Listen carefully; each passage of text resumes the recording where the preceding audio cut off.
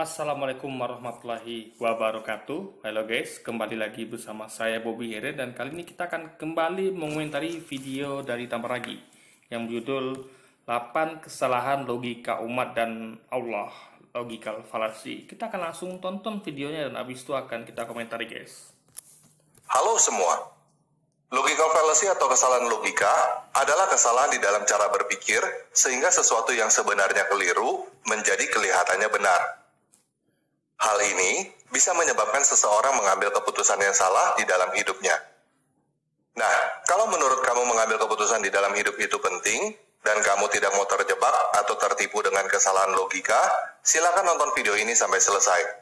Dan jika menurut kamu video ini bermanfaat, silakan bagikan video ini. Karena pada video ini kita akan melihat 8 kesalahan logika yang umum dilakukan oleh umat beragama dan bahkan dilakukan oleh Allah. Oke, kita langsung mulai aja ya. Allah atau Allah yang menciptakan manusia ya dengan kepintarannya gitu kan, dengan otaknya itu ya, Allah atau Allah ya. Itu gimana bisa dikatakan melakukan logical fallacy atau kesalahan logika coba. Anda yang sebagai ciptaan tuh nggak ngerti gitu, ya kan?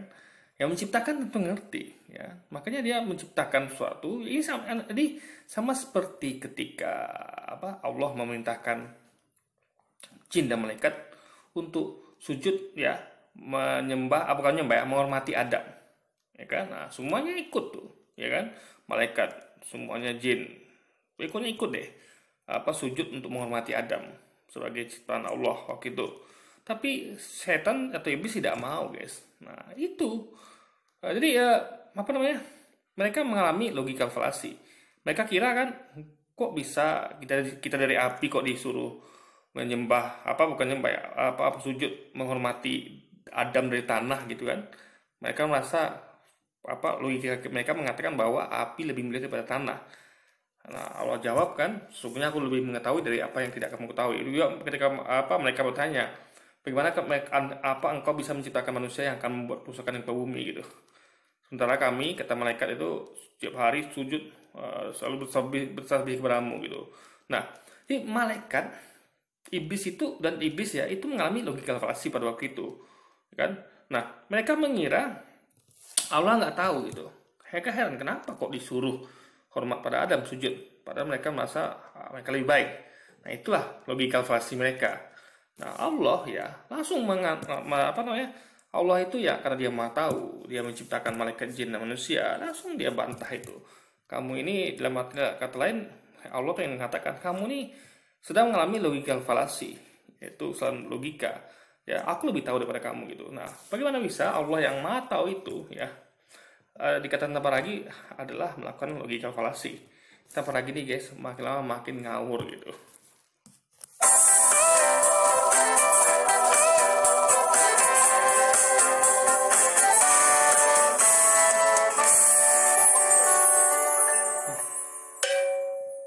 Kesalahan logika pertama adalah ad hominem. Ad hominem adalah melawan argumentasi dengan menyerang pribadi yang mengeluarkan argumen. Contohnya, jika ada orang Kristen yang membantah argumen dengan berkata, lu bukan orang Kristen, lu tahu apa tentang kekristenan? Ini adalah kesalahan logika, karena seseorang yang bukan Kristen belum tentu tidak tahu apa-apa tentang kekristenan. Begitu juga jika ada Muslim yang membantah argumen dengan berkata, lu bukan Muslim, lu tahu apa tentang Islam? Orang yang bukan Muslim belum tentu tidak tahu apa-apa tentang Islam. Penyebab kesalahan logika ad hominem ini macam-macam. Ada yang tidak sengaja, seperti karena kebiasaan atau kesombongan. Ada yang sengaja, seperti karena tidak bisa membantah argumentasi lawan. Manifestasi dari kesalahan saya komentar dulu nih ya. Bedanya umat Islam dengan umat Kristen. Ingat, ini bedanya guys ya. Di Islam itu lengkap ajarannya. Semuanya dibahas dari Nabi Adam sampai Nabi Muhammad. Ya, dibahas ya. Islam itu sudah ada sejak mula Nabi Adam sampai Nabi Muhammad. Dibahas semuanya lengkap di Quran. Bahkan Quran itu mengkritisi Alkitab. Dengan bunyi ayat yaitu bahwa kitab-kitab sebelumnya itu sudah dibawa oleh tangan manusia. Itu bentuk kritisi Quran kepada Alkitab. Nah, di situ kita tahu ternyata Alkitab ini mengalami distorsi. Dari mana kita tahu? Dari Quran. Di Quran itu sudah memberitahukan tentang ajaran luar Islam, penyimpangan ajaran nabi-nabi sebelumnya, yaitu Yahudi, apalagi Kristen, Katolik dan sebagainya. Itu diinformasikan di Quran gitu. Di situ kita tahu semua tentang Yesus, tentang nabi-nabi yang ada. Kita tuh dibahas di Quran, ya, dengan versi yang benarnya. Quran yang tahu ini harusnya begini, nggak begitu, harusnya begini, harus begini. Nah, kita sudah dapat informasi duluan dari Quran. Nah, umat Islam yang kurius ya, yang pengen tahu, yang kepo, kayak saya dulu ya, saya pengen tahu ini benar nggak informasi yang Quran sampaikan. Saya pelajari Alkitab guys, ya, karena saya pengen tahu. Ibaratnya kayak gini ya, kayak dulu tuh asalnya ada buku sejarah kita mengatakan bahwa Pangeran Diponegoro itu difitnah sama Belanda. Belanda itu mengatakan bahwa Pangeran Diponegoro itu adalah pengkhianat, penakut dan sebagainya dan sebagainya. Nah, kita perlu lihat itu buktinya. Maka kita cek buku sejarah buatan Belanda. Nah, akhirnya kita temukan kebenaran ternyata betul di situ Pangeran Diponegoro yang di buku sejarah Indonesia dikatakan pemberani, pahlawan, di situ dikatakan malah teroris, penakut, pengecut, pengkhianat malah. Jadi itu kita tahu ternyata benar buku sejarah Indonesia ini, ya, klaimnya benar bahwa memang Belanda mengatakan seperti itu gitu. Nah, sama kayak Al-Quran juga. Al-Quran mengatakan Yesus cuma nabi, bukan Tuhan, gitu kan. Dia tidak mati salib. Maka kita cek Alkitab, nanti kita menemukan kebenaran. Jadi aku juga mengklaim banyak hal dan itu kita kaji Alkitab. Jadi umat Islam itu guys, mau nggak mau, suka nggak suka dia bakal mengkaji Alkitab. Ya, kenapa? Karena umat Islam tuh percaya pada 4 kitab. Ya, percaya pada 4 kitab. Taurat, Zabur, Injil dan Quran. Wajib percaya, itu rukun iman. Rukun iman itu bukan hanya percaya pada sama Quran, tapi juga pada kitab-kitab yang diturunkan sebelumnya, yaitu Taurat, Zabur dan Injil. Nah, itu makanya bentuk sisa-sisanya itu yaitu dari Alkitab. Cuman dengan bentuk yang sudah diubah-ubah oleh tangan manusia sesuai informasi di Quran. Nah, jadi kita sudah belajar banyak di Islam, di Quran tentang kitab ya kan, secara langsung tentang ajaran nabi-nabi sebelumnya, itu bagaimana diselimpangkan ajaran nabi-nabi sebelumnya gitu kan. Nah, mereka Kristen itu tidak belajar tentang Islam, paham ya? Mereka tidak belajar tentang Islam, ya, karena di agama mereka dia tidak ada penyimpangan agama Kristen, nggak ada gitu, paham ya? Jadi penyimpangan agama Kristen itu hanyalah di situ mereka yakini sebagai unitarian. Tapi sebenarnya kalau spesifik di Alkitab itu nggak ada tentang bahas tentang Islam sekali, nggak ada gitu. Secara baik tertulis maupun secara makna nggak ada guys. Apalagi bahas tentang Nabi Muhammad. Bahkan kalau kita counter mereka, kalau Nabi Muhammad itu ada loh di Alkitab sebenarnya. Tapi mereka kadang-kadang tidak ada. Jadi jelas mereka buta pengetahuan tentang Islam, tentang Nabi Muhammad mereka buta gitu. Kenapa? Karena mereka tidak ada butuh referensi dari Quran gitu.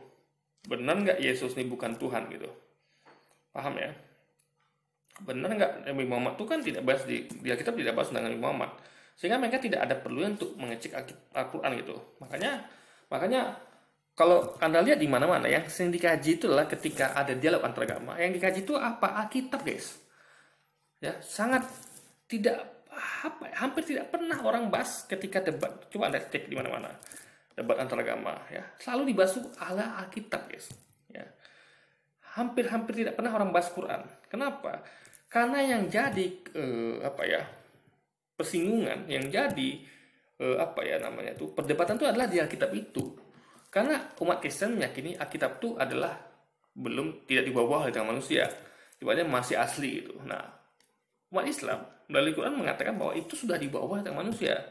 Nah, jadi persinggungannya ada di Alkitab, ada di nabi-nabi yang ada di Alkitab, paham ya? Yesus itu menurut Kristen adalah Tuhan, menurut Islam itu nabi, dan nabi-nabi seluruhnya sampai ke Adam. Nah, itu ada perbedaan antara sudut pandang Islam dan Kristen tentang nabi-nabi itu yang ada di Alkitab. Nah, itu kan ada sama, ada yang beda dengan Quran. Ada kisah Nabi yang sama di Quran, ada yang beda gitu. Nah, itu jelas makanya kenapa? Jadi yang dibahas itu adalah Alkitab itu, guys. Ini mau nggak mau, suka nggak mau, suka nggak suka, karena dibahas di mana-mana. Ketika debat terjadi di antar agama itu dibahas Alkitab, ya orang taunya Alkitab gitu. Umat Islam tuh mau nggak mau akan secara otomatis belajar Alkitab, paham ya? Karena memang itu dibahas itu.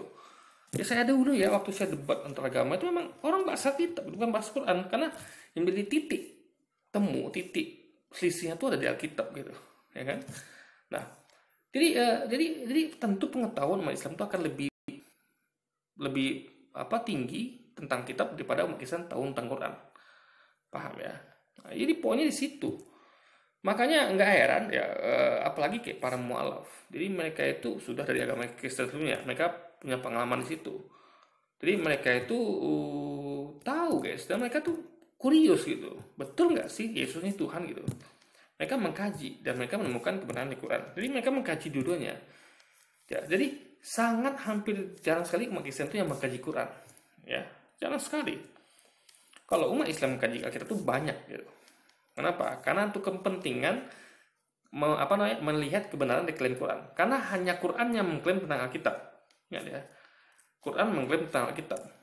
Bahwa kitab sudah dipalsukan oleh tangan manusia dan ajaran nabi-nabi sebelumnya sudah dibawa-bawa oleh tangan manusia.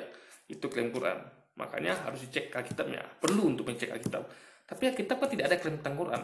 Ada nggak di kitab klaim tentang Quran? Bahwa ajaran Yesus itu akan dibawa oleh tangan manusia. Kan nggak ada. Jadi Alkitab tidak bahas tentang Quran secara langsung maupun tidak langsung, dan juga tidak bahas tentang Muhammad. Nah, jadi pengetahuan umat Islam itu pasti lebih tinggi rata-rata kebanyakan daripada umat Kristen. Ya, karena banyak sekali umat Islam yang membahas tentang Alkitab. Tapi sangat sedikit umat Kristen yang membahas tentang Al-Quran gitu. Paham ya? Karena di Al-Quran itu tidak ada selisih di situ. Al-Quran itu perselisihannya ada di Alkitab. Paham ya? Karena di Quran, ya, coba namanya kan. Di Quran ya, logika sederhana aja. Di Quran itu dikatakan Yesus kan cuma nabi. Nah, umat Kristen pasti setuju. Kenapa? Di Alkitab juga dikatakan nabi. Benar kan? Di Quran Yesus dikatakan sebagai nabi, utusan. Di Alkitab juga begitu, nabi, utusan. Tapi sekali lagi, di Al-Quran itu Yesus tidak dikatakan sebagai Tuhan. Tapi di Alkitab dikatakan sebagai Tuhan. Nah, itu yang jadi selisihnya itu di situ. Kan? Paham ya? Makanya karena ini yang berbeda ya, di Alkitab kok bisa dikatakan Tuhan. Nah, itu makanya dibahas. Kok bisa Anda katakan dia Tuhan? Padahal di Alkitab kami dia cuma nabi. Gitu kan? Nah, kalau mereka mengatakan seperti ini misalnya, kok bisa kalian katakan dia nabi? Dia kan Tuhan. Kita bisa bantah. Memang dia nabi kok. Coba cek Alkitab Anda. Tidak ada yang tidak setuju kalau Yesus itu Yesus itu adalah nabi utusan. Semua setuju, sepakat. Yang nggak sepakat kan pada ketuhanan dia. Itu orang nggak setuju. Ada pro kontra. Tapi masalah dia nabi utusan, semua setuju. Makanya Quran sampaikan dia nabi utusan, semua setuju. Akhirnya juga sampaikan dia nabi utusan, setuju. Orang kan masalahnya cuma Tuhan itu orang nggak setuju. Jadi pengetahuan umat Islam itu akan lebih tinggi daripada umat Kristen. Makanya dan memang masalah kepentingan ada untuk mengecek kebenaran Quran tadi gitu. Karena Quran dengan tegas mengklaim kalau kita sudah diubah tangan manusia. Logika ini adalah persekusi, pembunuhan karakter, atau bahkan pembunuhan beneran. Nah, ini ya adalah yang dilakukan oleh orang Kristen sendiri. Kenapa? Contoh, coba umat mana yang disematkan dengan label teroris? Coba saya tanyakan. Umat Islam itu ya dikasih label. Jadi ini adalah pembunuhan karakter namanya. Ya, jadi akibat dari mereka tidak mampu berdebat, ya mereka tidak mampu berdebat dengan umat Islam, mereka lakukan pembunuhan karakter terhadap umat Islam. Makanya mereka labelkan label-label yang buruk kepada umat Islam. Apa itu? Coba. Ya, bukan cuma umatnya, juga nabinya. Coba. Label-label yang kita kan kuncinya di label. Ya, pembunuhan karakter itulah dengan meletakkan label sehingga orang percaya. Labelnya tentu yang negatif. Nah, saya bisa kasih banyak contoh label-label pada umat Islam. Coba, label apa yang ditujukan disematkan pada umat Kristen? Tidak ada kan? Tapi umat Islam itu ya, labelnya banyak guys. Ada teroris lah, kadal gurun, apalagi onta Arab, nabinya dikatakan gila sek, label gila sek, gila perang, apalagi pedofil lah. Jadi itu adalah bentuk pembunuhan karakter yang mana tidak dilakukan terhadap umat Kristen, ya kan? Nah, Jadi yang disampaikan Tabrak ini adalah merujuk kepada mereka sendiri yang melakukan itu. Karena mereka tidak mampu berdebat, mereka melakukan pembunuhan karakter dengan menyematkan label-label itu. Jadi tanda orang melakukan pembunuhan karakter adalah dia melabeli orang dengan konotasi negatif, ya kan? Jadi intinya adalah itulah dinamakan dengan pembunuhan karakter. Nah, bahkan karena itu terjadi pembunuhan beneran. Contohnya yang dilakukan oleh Ben Tuntaran. Tuntaran meyakini kalau umat Islam itu teroris karena dia termakan isu-isu yang berkembang. Akhirnya dia membantai umat Islam yang ada di New Zealand. Juga yang waktu umat Islam yang dibunuh di Inggris itu dengan ditabrak pakai mobil, lalu dia ancam di Amerika itu. Jadi itu akibat mereka meyakini umat Islam ini adalah teroris. Bahkan mereka sebut ISIS teroris gitu kan. Oke lah, saya setuju ISIS teroris, setuju. Tapi malah merembet ke lain. Kok bisa-bisanya kayak Taliban, kayak FPI, kayak apa lagi tuh, Hizbut Tahrir dikatakan teroris, ya kan? Padahal Taliban itu berjuang mengusir penjajah ya Soviet, Amerika yang memang faktanya menginvasi Afghanistan. Jadi coba Amerika menginvasi Amerika seperti mereka lakukan ke Afghanistan, pasti kita akan melawan kan? Itu yang dilakukan oleh Taliban. Bagaimana bisa mereka dikatakan sebagai teroris? FPI juga. FPI ada bunuh orang nggak? Bahkan pengikutnya terbunuh gitu kan, 6 orang itu. Jadi malah FPI itu teroris. Jadi pembunuhan karakter seperti itu guys. Jadi mereka ini melakukan pembunuhan karakter. Ini adalah kesalahan logika. Paham ya? Ini gambarnya nggak tepat nih gambarnya. Nah, kesalahan logika yang kedua adalah ad verecundiam. Ad verecundiam adalah berpikir bahwa orang yang berotoritas pasti benar. Jika A adalah ahli biologi dan A berkata bahwa monyet berasal dari manusia, maka monyet pasti berasal dari manusia karena A adalah ahli biologi. Kesalahan logika ini adalah menutup kemungkinan bahwa A bisa salah. Hasil kesalahan logika ini adalah membuat orang percaya buta. Nah ini ya selalu lagi di umat Islam.